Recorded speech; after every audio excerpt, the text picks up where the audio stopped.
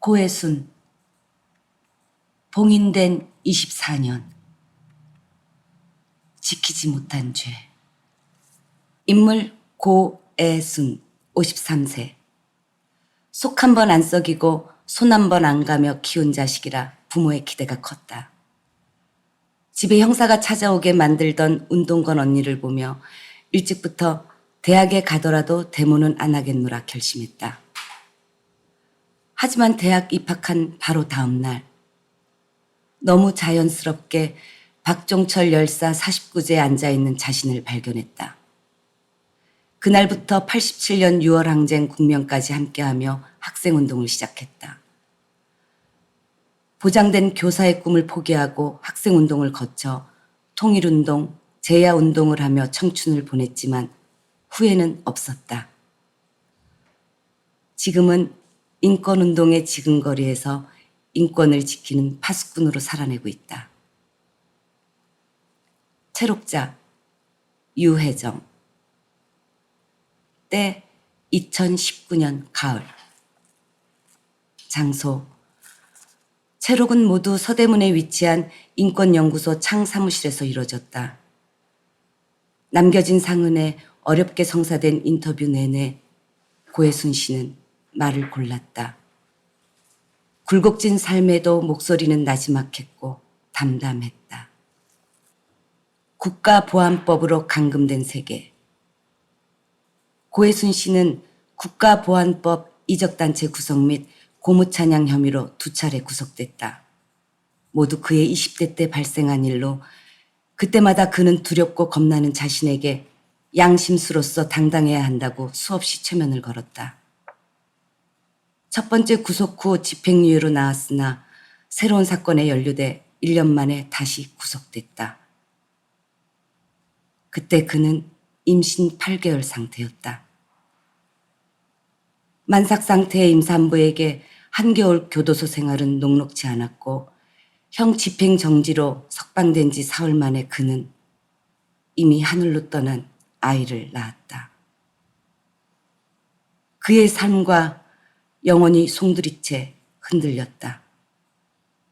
그는 혹독하게 스스로를 가뒀고 세상 밖으로 나오기까지 오랜 시간이 걸렸다. 24년 전 일이지만 죄책감과 트라우마로 그는 한 번도 그 일에 대해 말하지 못했다. 상처는 채 치유되지 못한 깊은 상흔으로 그의 영혼에 새겨져 있었다.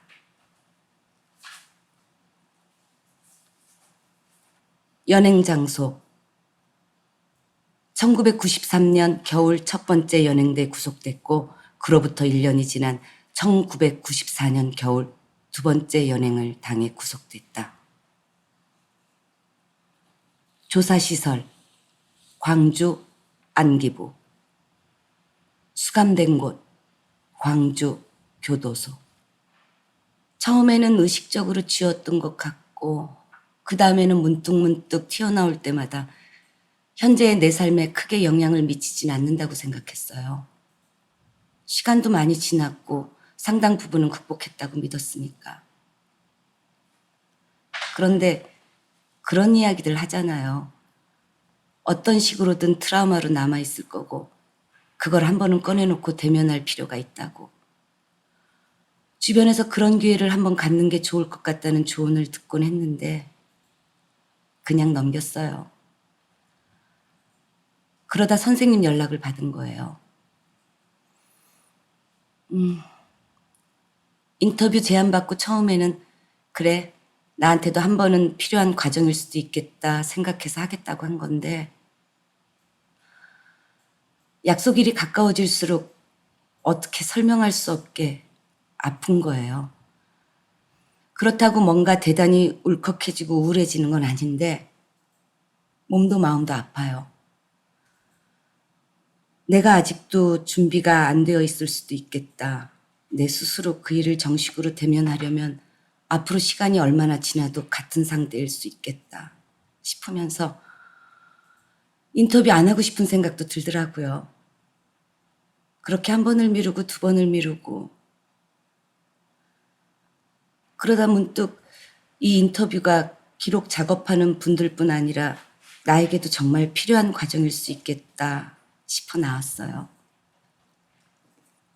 두 번째 국가보안법으로 구속됐을 때였어요. 그때 제가 임신 8개월이었는데 밖에서 많은 분들이 임신 8개월 된 임산부를 한겨울에 구속시키면 어떻게 하냐고 저를 감옥에서 빼내기 위해 엄청 노력을 많이 하셨어요. 하지만 전 당시 집행유예 기간이라 구속 적부심 제출도 안 됐고 보석도 허가가 안 됐어요. 첫 임신이라 임산부의 몸이나 태아 상태, 출산에 대해서도 잘 알지 못했는데 교도소 안에서도 저를 도와줄 사람이 없었어요. 그렇다 보니 스스로도 많이 불안한 거예요. 수배 기간도 짧지 않다 보니 몸이 제대로 쉬지 못해 쌓인 게 있었던 것 같고 교도소 상황이 열악하니까 계속 몸 상태가 안 좋아지고 누가 보기에도 안 좋았어요. 지금 생각해도 내가 너무 바보 같아요. 얼굴에 각질이 생겨서 손으로 얼굴을 비비면 나무 껍질 떨어지는 것처럼 각질이 떨어지는 상태가 상당히 오랫동안 계속됐어요. 나중에 알고 보니 그게 일종의 피부가 괴사되는 상태래요. 영양적으로 문제가 생기면 그렇게 된다고 하던데 교도관들도 왜 그래? 연고 같은 것 좀 발라보지 그래? 이런 정도였지 그게 임산부한테 대단히 해롭다고 얘기해 주는 사람도 없었고 저도 잘 몰랐고 교도소에는 산부인과 의사가 없으니까 밖에 있는 산부인과에 갈 수 있게 해달라고 요청하긴 했는데 그게 거의 안 받아들여졌어요. 1990년대 중반은 그야말로 죽어나가기 전에는 병원 가기도 힘들다. 딱 애 나올 때 아니면 병원에 못 간다. 그런 시절이었으니까. 계속 요구하니까 구속되고 한 달인가 한 달 반쯤 지났을 무렵에 밖에 병원에 한번 나갈 수 있었어요. 당시 의사가 다른 얘기는 안 하고 아기가 영양이 부족해서 그런지 많이 작다. 아무래도 교도소에 있다 보니까 그런 것 같은데 몸 관리 잘해야 한다. 그 정도만 얘기했는데 그 뒤부터 몸이 좀 많이 안 좋아졌어요. 뭐라고 해야 할까? 뭐가 계속 밑으로 흐르는 느낌? 마치 소변이 새는 것처럼.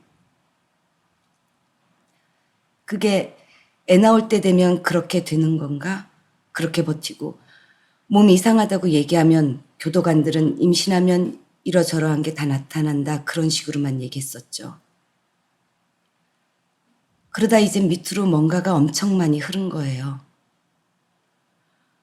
몸 상태가 완전히 급격하게 안 좋아지면서 병원을 한번 나가니 어쩌다 하던 참에 다행히 형 집행정지 결정이 떨어졌어요.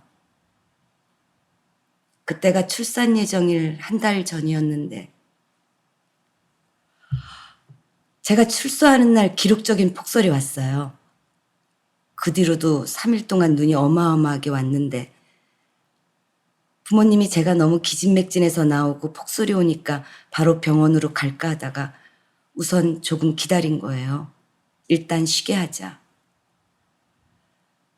그래서 친정에 가서 몸조리 하다가 3일째 되던 날인가?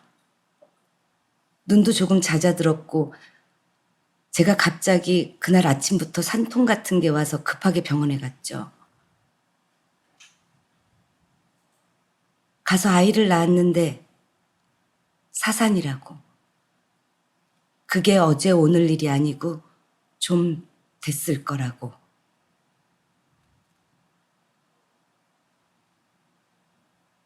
그러니까 정말 제가 아무것도 모르고 바보 같았던 게 뭔가가 쏟아지는 느낌이 양수가 나왔던 것 같은데 그걸 몰랐던 거죠.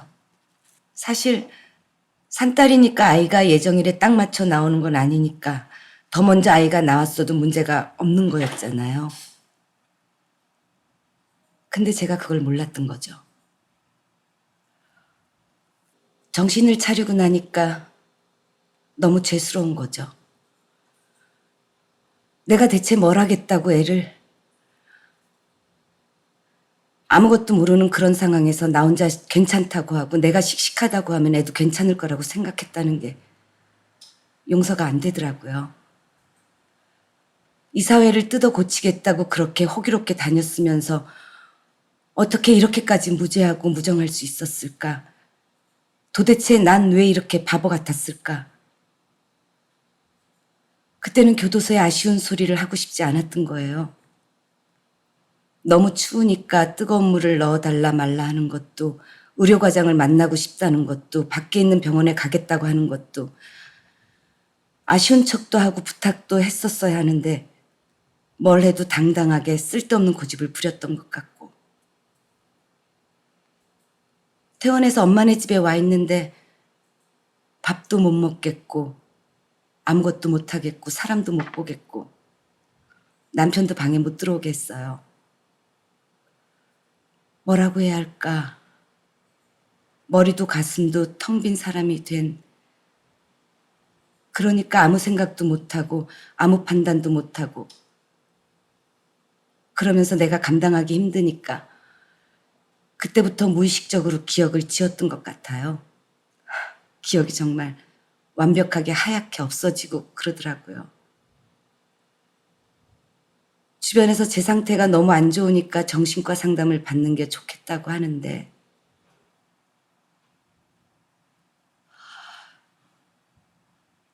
그것도 너무 죄스럽더라고요.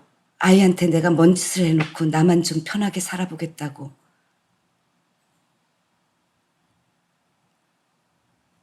상당히 오랜 시간을 정신 못 차리고 암울하게 보냈어요. 사람들은 정말 위로가 되고 싶어 하고 힘이 되고 싶어 하는데 문병 와서 정말 힘들지 기운내 하는데 이게 너무 싫은 거예요. 그때 그렇게 해줬던 사람들에겐 너무 미안한데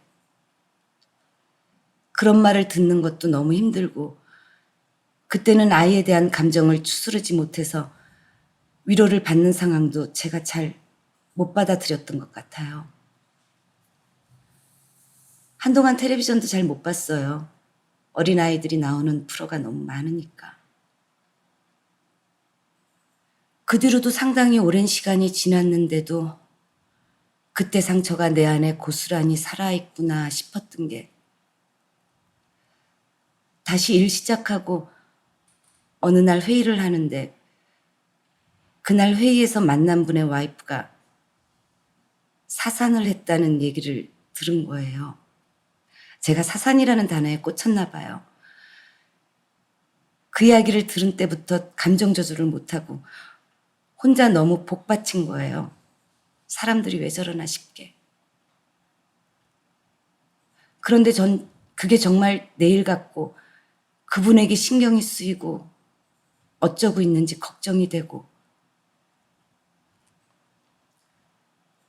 24년 동안 한 번도 이야기한 적이 없어요. 어디서도 이 이야기를 꺼내놓게 되지 않더라고요. 남편은 물론이고 친정 식구들한테도 아들도 몰라요. 애 아빠하고 한 번쯤은 제대로 엄마 아빠가 살아온 시간들에 대해 얘기를 해주자 그랬는데 못했어요. 특별히 숨긴 건 아닌 것 같은데 이상하게 못했어요. 사람들도 아마 조심스러워서 그랬겠죠. 한 번도 물어본 적이 없고. 사실 이런 문제는 당사자가 말하지 않으면 꺼내기 어렵잖아요. 그래서 꺼내지 못했던 것 같고 저도 없던 일처럼 살려고 했던 것 같고